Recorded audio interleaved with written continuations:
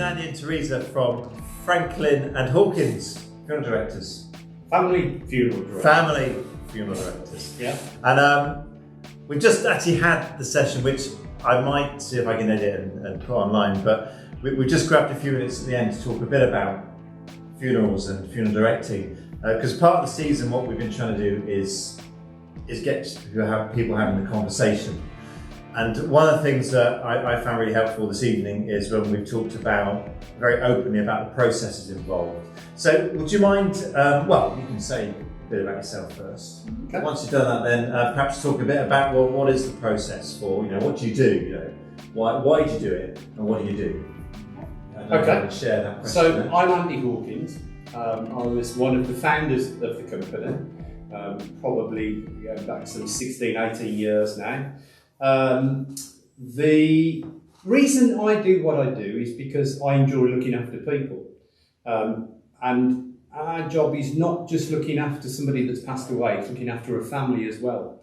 In fact, that's probably the most important part of our job, is to direct and guide people through what is an awful time in their life. They've lost somebody that's very close to them, and they actually probably have no idea what to do. Yeah. My advice to people that are watching any sort of information on funerals is to talk to your family about what you feel is how you would like to be looked after when you pass away. Make those wishes known to people. The part of funeral directing that is important to me is making sure that we do carry out what the family and the person that's passed away, that we carry that out with dignity, with privacy for that person that's passed away, but most importantly so that the family get a sense of closure so that they can start to move on through the bereavement process. And that's what a funeral is. It's part of the bereavement process. Theresa? Yes, I'm Theresa. So part of my role and with us being such a small independent is that we're able to be with families from the start. I'm fortunate enough to be able to go into houses when someone has passed away and just be their immediate point of contact. You never know what you're walking into. And that's one of, I think, the most wonderful things about funeral is that everything is so different. And you never know what that person has, who they've left behind and how they're going to cope with it. So from the first time we meet them right up until the day of the funeral, we're there continuously, the same people. And like Andy said, I think in terms of, this whole season that you're doing and talking about death is so important because death is the only certainty in life. We might get married, we might have children, we might do all these different things, but the one thing that we're all going to do is die, but it's the one thing that we all don't collectively talk about. And so I think that's what's so lovely, that we can speak to people openly from the off when we first bring them into care. Essential. Yeah. I think families need to have a familiar face, and without a doubt, with us they will have, because it stands a marvellous chance that it will be one of us with our other halves that will go out and bring somebody into our care. It will be one of us that will be either the funeral director on the day, the hearse driver, the limousine driver, one of the bearers. So they will see somebody that they've seen along that whole journey that will hopefully give them that bit of comfort. They'll know my name is Andy and they can come and shout at me and get me to go and help them do whatever they need to do because they know what we do. Theresa, again, will have looked after them probably when we brought somebody into our care, or even when we've made the arrangements in the office. Theresa will have sat down and gone through those arrangements with them. So as a company, because there's only 8 or 10 of us, every one of us will be completely aware of what that family expect and want. And that's helpful, isn't it? Because I think one of the things I found out personally, apart from talking to other people, is that you never quite know what it's going to be like. and it's not going to be like other people's. I mean, there's obviously similarities, but every bereavement, every time someone dies, it hits you differently. Yeah. And it hits different people differently. Yeah, and you have to allow that to be. Yeah. You have to allow people to feel a different way. They have to know that they don't have to follow. There isn't a rule book. They don't have to follow it. So what's your process then? Assuming who rings you up? Say someone dies at home, for instance. Assuming someone's died at home, what's the process? Generally, it would be a family member that would call us. It could very well be the ambulance service. It could be even sometimes we've had a doctor call us. But generally, it will be the family, and they will give us a call. And we're obviously available 24 hours a day, 7 days a week. And it's still always interesting. For several years, I've sat down just to start on Christmas lunch, and the phone's gone. There we go, one of those. But that's the dedication, that's the commitment we make to the business that we're in. And we know that that's got to be there. Family would call us, we'd ask them some fairly standard basic questions. Most important thing we really need to know is, has a medical professional been out and certified that that person has passed away? If they haven't, we then advise them that that's what they need to do before we can bring whoever it is that's passed away into our care. And then one of us, our teams, would go out. So Theresa may go out with her husband Nick, I might go out with my wife Anne, Gary might go out with his wife Tina. So it could be any one of us that go out and meet with the family, chat to them, find out how they're doing, and more importantly, meet the deceased and bring them into our care and take them to one of our chapels. If it's in the Chelmsley Wood, Marston Green area, they would go to our Marston Green chapel. If it's in the Coventry area, they go into our Coventry chapel. And that's where you do the care for the dead person. So that's where they would be looked after and. We would, I hesitate to use the word stored. I had a conversation about language, because I'm quite blunt in the language. So rest, yes. So you would care for them in that, in that place, and then who picks it up from there? Then who deals with the stuff? The arrangement. The arrangement. Yeah, so we've got 2 arrangers over at Coventry, one at Marston Green, and so at a time that suits the family when they feel ready to do so as well, not just when they're able, but when they're ready to do so. They'll come in and then we go through everything there, guide them every step of the way from, you start at the beginning if it's going to be a burial or a cremation, and then you just follow that process there. We also obviously make sure that it lines up with the doctors. If coroners have been involved, for example, everything's got to line up. But what we're able to do is kind of take away the technicalities from it. We can look after all of that. They just get to focus on, arranging in their grief, because you have to give the space to that. And that's the expertise that a good funeral director would bring in, isn't it? So, because most of us don't know what to do, where to begin. So someone that knows what to do, what questions to ask, what needs to be dealt with. Because and again, one of the reasons we're doing this season is because when someone died is the worst time to start something new, like work out what do I do when someone dies. Absolutely. So to be prepared for that, even if you just shove it to the back of your mind, this is, because it's a black hole otherwise, isn't it? So when someone I know dies, what we're going to do. Yeah. If you just know, well, there are, this is the basic process. It kind of makes you don't worry about it. So getting the conversation going is very important. Neil, to be very honest, about the best thing somebody can do when a loved one passes away is call us. Yeah. We will then guide them through the whole process of what has to be done. We will take them through the paperwork trail, and we'll do all that hidden paperwork and all that hidden formality that needs to be done behind the scene that they don't need to be involved in necessarily. There is huge amounts of paperwork that has to be completed. There's lots of phone calls that needs to be made to various authorities. As Theresa said, if the coroners are involved, or we have to speak to the GPs, we have to make sure that, and we sometimes have to speak to registrars. So there's a whole process that goes on behind the scene that the families really don't need to be bogged down with. What they need to be doing is going through how they want the funeral to be, how they want it to run. And a saying that we always have in our company is, you tell us what we want, what you want as a family, and what you think was right for whoever it is that's passed away, and we will do everything we possibly can to make it happen for you, as long as it's legal, honest and decent.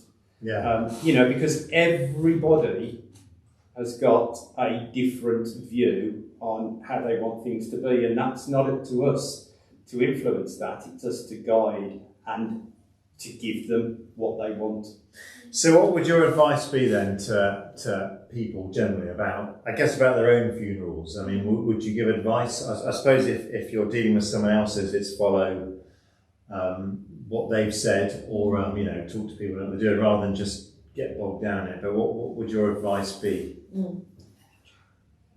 Okay, our advice, without a shadow of a doubt, is talk to your family, talk to your friends, talk to whoever it is. It may be your minister at your church, it may be your neighbours, it may be your carers, it could be somebody, for instance, if somebody's in a care home, those people do an incredible job, and they form real bonds with carers.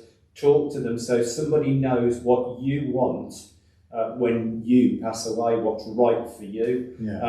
Families, talk between yourselves. If you can possibly get a funeral plan in place, or even what we call a living will. So get written down what's right, what you think is right. Start thinking about things like music, how you'd like to be dressed, what route you would like to take. Do you want to be at home? Do you want people to come in? What flowers would you like?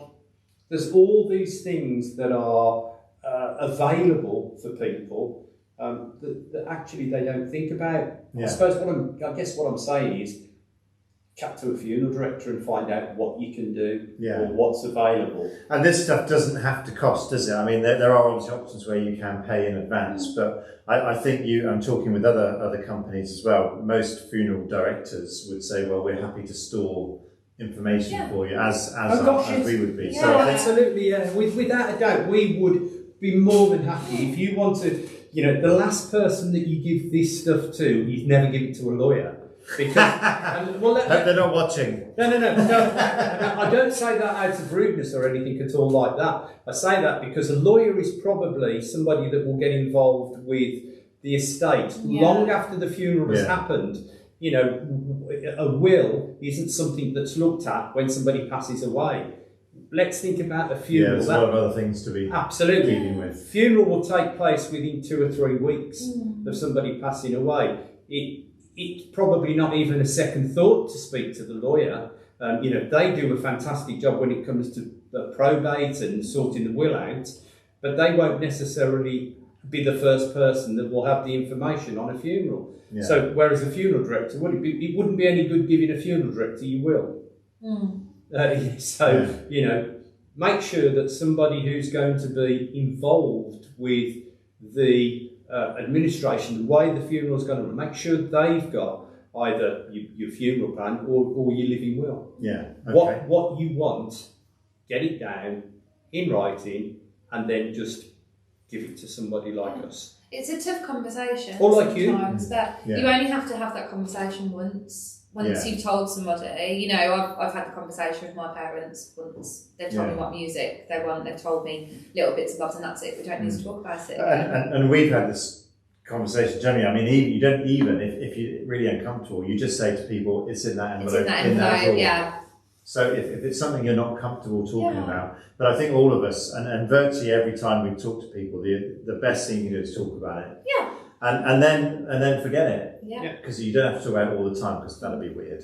But then sometimes what's wonderful from talking about it, you can find that you've got a curiosity for it, and that's healthy. And death shouldn't be on funeral. Shouldn't be something that people fear speaking about. No. Everyone fears it happening to an extent, but you shouldn't fear speaking about it. And so if by talking about it like you have been, that kind of lights a spark in someone that think actually that's something that really interests me. That's good as well. And I think it's about appreciating life, isn't it? Because I think if all your life you're running away from death, pretending it's not there, you kind of, I mean, you can live like that, you know, but if you appreciate, well, this is it, because you start appreciating, I think, what you have. Yeah. And, well, there's things I haven't done, or there's people, you know, things I don't do, I want to try and, I think it does help you live life fuller if you appreciate. Without a doubt. Without a doubt. Yeah, I agree with that completely. I mean, would you say, I'm getting on to the more personal questions now, so I guess from your perspective,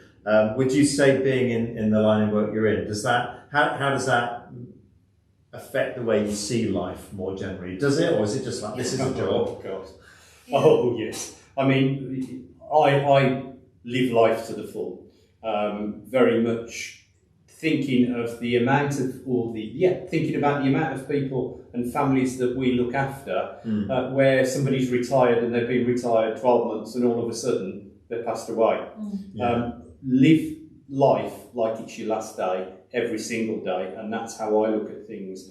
You know, I've made it very obvious to my children that when I go, there won't be a lot left, because I fully intend to spend it on having great holidays, spending quality time with the family. I'd rather be having nice parties now and having all the family round than them having a wake.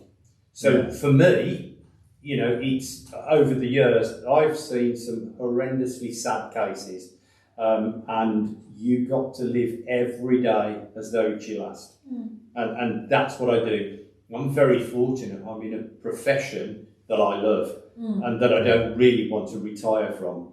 And there's no need for me to retire from it, because I enjoy going out and doing what I do. I might ease back a bit, but my goodness, I also have a very serious leisure time. I enjoy my holidays, and that's what you've got to do. No, definitely. I think it just completely changed the way that you look at life, and you know, the time that you spend on things that before you would have spent so much time focusing on does become quite menial. It gives you such a good perspective on everything, and of how, not so much maybe how you want to be remembered, but how you want to see yourself. I think it gives you such a good perspective. Okay. Well, thank you very much. That's been really interesting. I say it's been a fascinating evening as well, talking about, well, I guess all the different aspects we have. So here's a final question then, and this is an interesting one, I think, for undertakers, people involved. Do you believe in ghosts?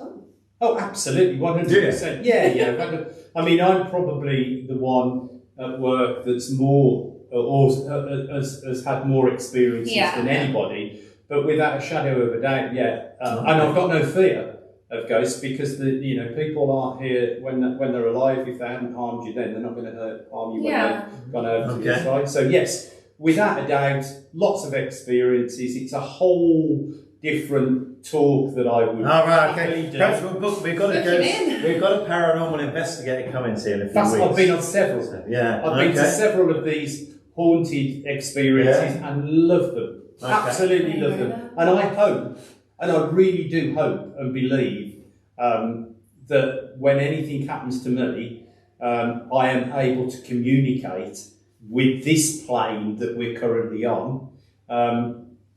When I move on to whatever the next plane that I go to, I think it's a journey. Okay, that's fascinating. And every journey you've got to enjoy. Yeah. So. I do. I believe that the mind is so powerful that it's limited whilst we're here. So when we're gone, I believe that you can be anything that you want, and you can create the afterlife, if you like, that you wish for. And so I believe that if people do come back in the form of spirits or, ghosts, if you like, then that's because they want to still be here. So yeah, I do. I've never seen one. I've experienced things, but I've never seen one. But sometimes we know that people that we're looking after are still there. You can feel that they're still there. The reason I ask, and I don't want to open up another 10-minute conversation on this, partly because the battery's running out, but there's another undertaker I was talking to who's not local at all, it's another context, but he's saying, I don't believe in any of that. He says, in my experience, he says, no one ever comes back. So that's a fascinating. Because I thought you'd go, nah, I've seen too many dead people. That's it. But then, like Mick, my other half, he's like, when you're gone, that's it. Like, even, you know, that's the end. So, but I think that's what, again, is so lovely about our professional. It's not linear. You can have your own beliefs. And this is the mystery of death, partly, isn't it? Because we just don't know. And I mean, I say this in my line of work, you know, I'm either right or no one will ever know if I'm wrong. Exactly. Very true. I suppose if I've got to come back, I'd like to come back as one of my dogs. Yeah. Because they've got a better lifestyle than I have. No, again, it's how you look at death, isn't it? You know, you can look at it with fear, or you can look at it with a certain amount of excitement that who knows? Who really knows? There is either another adventure waiting, or there's nothing, in which case it won't matter. But you're never going to know. So. And do we know what that is? Do we know whether we've been here before or not? We all have that wonderful thing called deja vu, where you think, I've seen this before. Where does that come from? I don't know. But I think it's quite an exciting outlook to what or where we're going. But make the most of this journey whilst you're on it. I think that's right, and I think so. Whatever may or may not await us, now it's a cliche, isn't it? But now is all we have. Embrace life, totally. Yeah. You know, wherever you are, whatever you're doing, make the most of it. Well, thank you very much for your time. It's been a great evening, and thanks for giving a bit of extra time for this chat as well. You're more than welcome. Anytime. Hopefully we'll see you again. Yeah, thank you. Thank you for inviting us. Thank you.